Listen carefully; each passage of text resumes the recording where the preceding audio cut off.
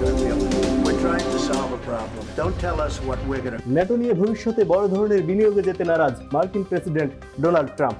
গত 28 ফেব্রুয়ারি হোয়াইট হাউসের প্রেস ব্রিফিংয়ে ইউক্রেনের প্রেসিডেন্ট জেলেনস্কির সাথে তর্কে জড়ান ট্রাম্প। ইউক্রেন যুদ্ধ নিয়ে অসন্তুষ্টি আর প্রেস ব্রিফিং জুড়ে এই যুদ্ধে বাইডেন প্রশাসন ও ন্যাটোভুক্ত দেশগুলোর ভূমিকা নিয়ে প্রেসিডেন্ট ট্রাম্পের কঠোর সমালোচনায় বিস্মিত সারা বিশ্ব। ট্রাম্পের আচরণে একটা বিষয় পরিষ্কার, মার্কিন যুক্তরাষ্ট্র সবসময় freedom of speech, freedom of choice এবং গণতান্ত্রিক বিশ্বের যে মতাদর্শ প্রচার করে আসছে তার তোয়াক্কা করে না বর্তমান প্রশাসন। No, you've done a lot of talking. Your country is in big trouble. I know. ন্যাটোভুক্ত দেশগুলোর মধ্যে সবচেয়ে বড় বিনিয়োগকারীর অনাগ্রহ আঁচ করতে পেরে নড়েচড়ে বসেছে ইউরোপীয় দেশগুলো।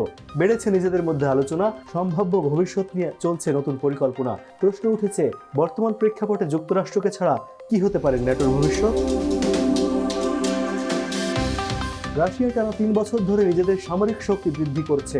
ইউক্রেন যুদ্ধের প্রবণতায় রাশিয়ান সেনাবাহিনী প্রতিনিয়ত শক্তিশালী হয়েছে। অন্যদিকে কয়েক দশক ধরে মার্কিন যুক্তরাষ্ট্রের ঘাড়ে চড়ে থাকার প্রবণতা ইউরোপের প্রতিরক্ষা ব্যবস্থাকে মূলত দুর্বল করেছে। হোয়াইট হাউসে ট্রাম্পের প্রত্যাবর্তন এবং সম্প্রতি মিডিয়ায় ট্রাম্পের ন্যাটো বিরোধী মন্তব্য ইউরোপের নিরাপত্তা নিয়ে অনিশ্চয়তা তৈরি হয়েছে। ইউক্রেনে 7 লাখ সৈন্যের উপস্থিতি, 2022 সালের তুলনায় 220% ট্যাঙ্ক উৎপাদন বৃদ্ধি, 50% সাঁজোয়া যান বৃদ্ধি এবং 435% দূরপাল্লা লোটারিং যুদ্ধাস্ত্র বৃদ্ধি রাশিয়ার সামরিক সক্ষমতার জানান দিচ্ছে। ইরান থেকে ড্রোন ধার করার বদলে নিজেরা ড্রোন উৎপাদন করছে দেশটি। চলতি অর্থ বছরে রাশিয়ার সামরিক বাজেট $146 বিলিয়ন, যা তাদের জিডিপির 6.7% এবং গত বছরের তুলনায় 40% বেশি। ক্রয় সক্ষমতার হিসেবে এই বাজেট $461.6 বিলিয়ন পৌঁছায়। সোভিয়েত ইউনিয়ন ভাঙার পর প্রথমবারের মতো সমগ্র ইউরোপের সম্মিলিত প্রতিরক্ষার ব্যয়কে ছাড়িয়ে গেছে। মার্কিন যুক্তরাষ্ট্র ইউক্রেনকে 2022 সাল থেকে 114 বিলিয়ন ইউরো সামরিক, আর্থিক এবং মানবিক সহায়তা দিয়েছে।